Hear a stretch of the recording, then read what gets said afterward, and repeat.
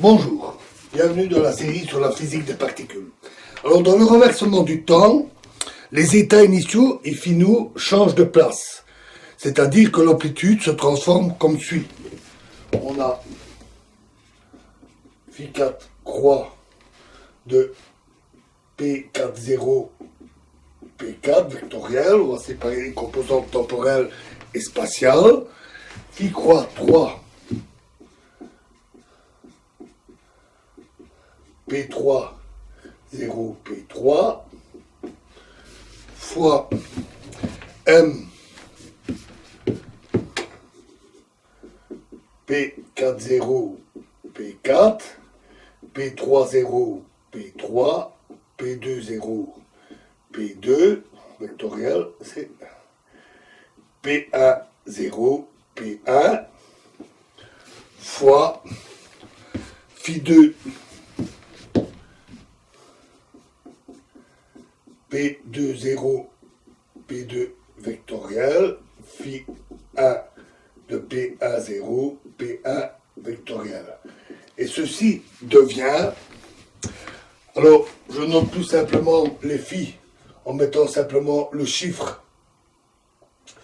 et le croix pour indiquer quand il y a la conjugaison complexe, conjuguée hermétique. Donc ici c'est phi2, P20, P2, phi2 croix. Voilà, c'est plus rapide à noter. Hein.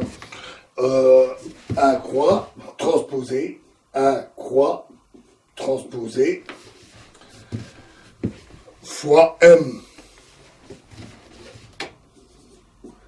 P20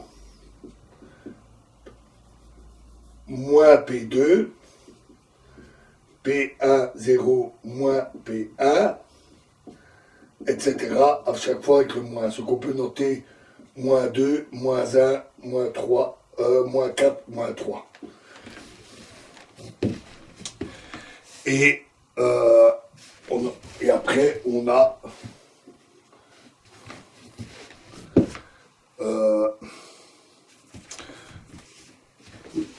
3 transposés et 4 transposés.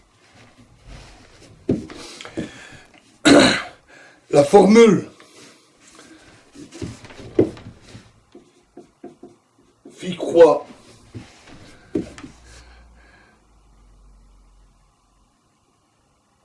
PI M phi PF égale à phi F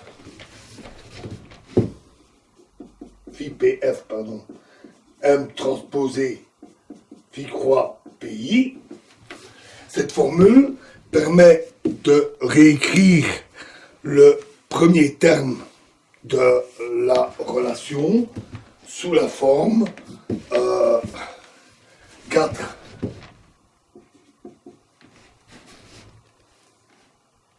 transposé 3 transposé M transposé moins 2, moins 1, moins 4, moins 3 fois 2 croix transposées 1 croix transposée. Si toutes les particules sont des bosons, il vient que M transposé égale M, et la dernière expression s'écrit alors 4 croix, 3 croix est égal à M, etc. moins 2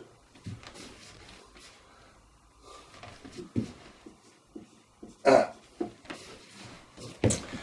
Et il est clair que dans ce cas, du renversement du temps, il faut dans l'expression initiale de l'amplitude, changer en place dans M les quadrillés impulsions initiales et finales, PI est échangé avec PF, ainsi que les vecteurs polarisation, et 2, changer le signe des parties spatiales de ces vecteurs.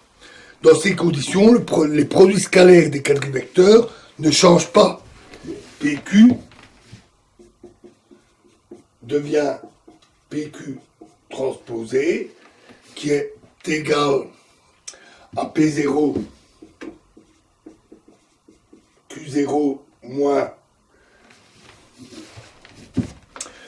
P moins Q, et qui est égal à P0 moins PQ, c'est-à-dire PQ. Tout comme les variables S et T. S est égal à P1 plus P2 carré, il devient P3 plus P4 carré, qui est aussi égal à S, la conservation de l'impulsion. Et T égale P1 moins P3 carré, P3 moins P4 carré devient P1 moins P2 carré, et à nouveau c'est égal à T. Et donc les fonctions scalaires TI, ST restent inchangées. L'amplitude de processus sera invariante par renversement du temps si le signe de ces expressions initiales et transformées coïncident. Aussi, les combinaisons qui ne satisfont pas à cette prescription doivent être négligées. Si les deux particules, par exemple 1 et 2, sont des baryons, c'est-à-dire des fermions, on obtient UT P'3 phi 4 T P'4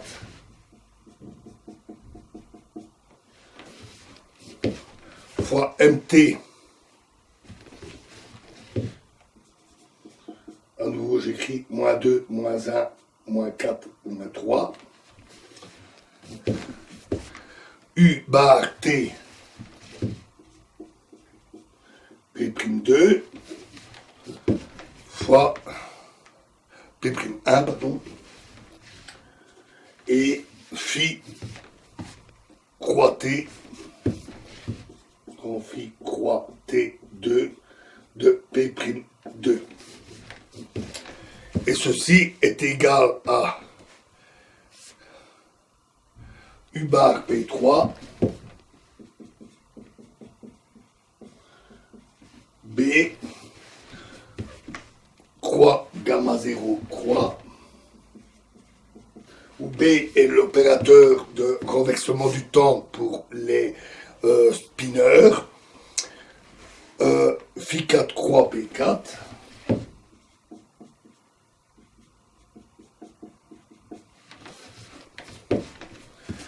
et MT, à nouveau la même chose, et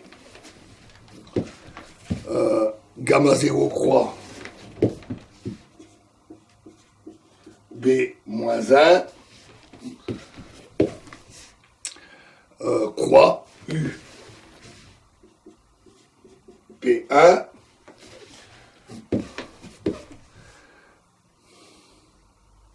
et phi 2 P2.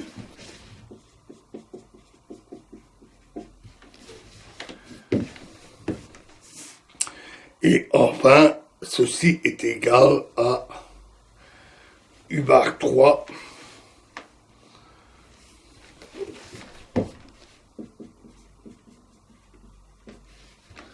phi 4 croix P4 B croix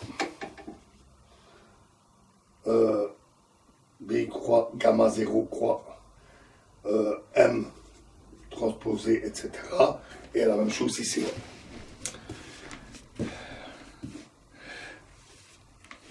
Donc l'opération de renversement du temps dans le cas de ici des fermions impose à l'expression initiale de l'amplitude du processus, en plus des opérations qu'on a indiquées dans le cas des bosons, la transposition de M et sa multiplication par l'opérateur B gamma 0 à gauche et gamma 0 B-1 à droite. Le renversement du temps transforme comme suit les combinaisons invariantes qu'on avait vues dans le processus qu'on avait étudié au départ. Donc si on nomme R1 l'expression U bar croix P2, pardon, U bar plus P2 fois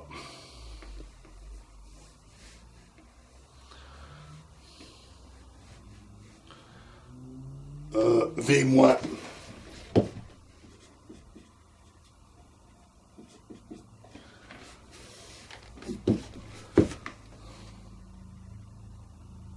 P1 phi tilde Q1 phi tilde star Q2. Elle devient, après transformation,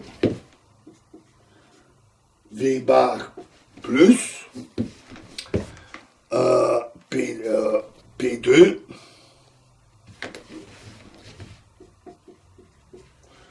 fois B gamma 0 et gamma 0 B moins 1 fois V moins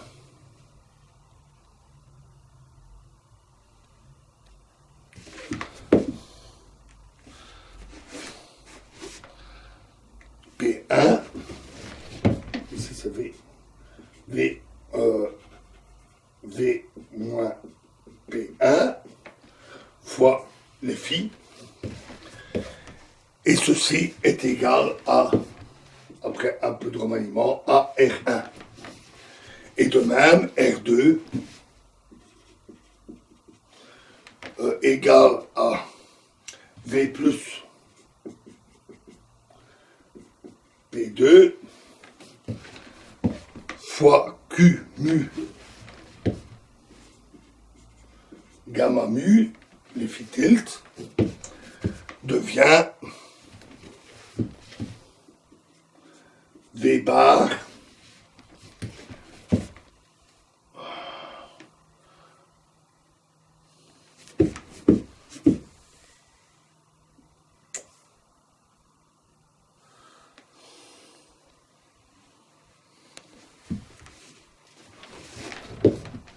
plus P2 fois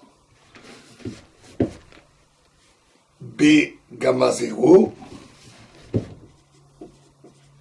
fois Q0 gamma 0 plus gamma 0 transposé plus Q gamma T, les parties vectorielles,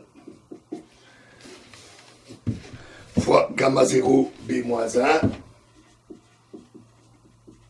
les phi, et à nouveau, après un peu de remaniement, c'est R2. Il en résulte donc que MTST est égal à MST. C'est-à-dire que l'amplitude est invariante par renversement du temps. De cette façon, l'expression de l'amplitude du processus, Πn vers Πn, est invariante aux transformations L, transformation de Lorentz, P, C et T. De façon analogue, on peut construire des amplitudes invariantes pour d'autres processus. Alors montrons que les expressions des amplitudes qui sont obtenues sont également invariantes par rapport à ce qu'on appelle la réflexion forte de l'espace-temps, c'est-à-dire la combinaison CPT, on va noter RS égale CPT. En effet, l'expression des amplitudes comporte 1. Les fonctions donc des particules et les produits scalaires des quadrivecteurs, et 2. Les produits scalaires de la matrice gamma et des quadrivecteurs. si la réaction fait intervenir des fermions. Alors, dans cette réflexion forte de l'espace-temps, on a la transformation de AMU, les champs de type champ potentiel vecteur devient simplement AMU fois un facteur global de phase. De même, les champs scalaires et de même pour des champs fermioniques.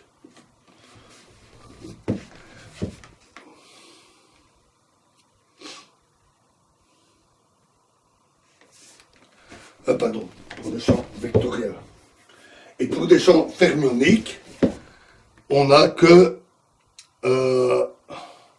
psi devient état R fois gamma 5 psi bar. Gamma 5 fois psi. Et de même, psi bar devient moins état R gamma 5 psi bar. Alors, bien que le signe, ça ne commute pas nécessairement gamma 5. Alors, bien que le signe de chaque quadrivecteur change pour le signe opposé, puisqu'on inverse à la fois l'espace et le temps, le produit scalaire de deux quadrivecteurs ne change pas. P mu Q mu est égal à moins P mu fois moins Q mu, et donc égal P mu Q mu. Les produits scalaires de deux vecteurs P mu, Q mu ou de la matrice gamma mu par le quadrivecteur P mu se transforment de la façon suivante. Alors P mu Q mu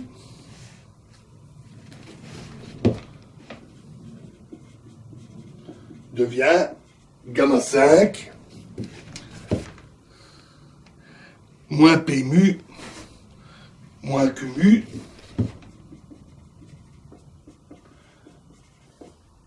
fois gamma 5.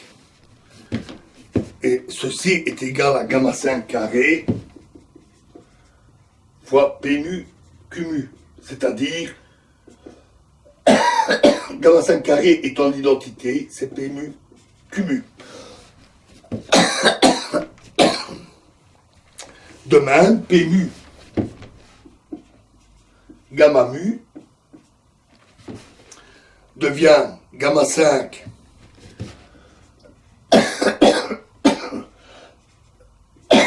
gamma 5 fois moins P mu fois moins gamma U, c'est-à-dire P mu gamma U.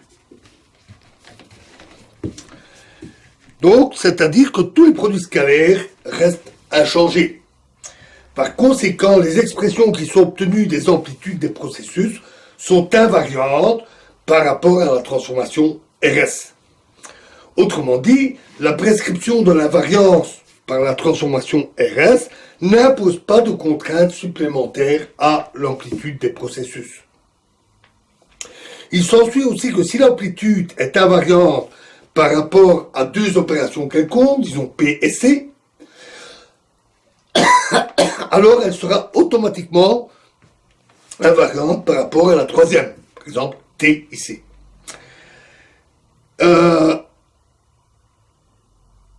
Donc supposons que l'amplitude est invariante par rapport aux transformations P et C, elle doit être invariante aussi par rapport à la transformation T.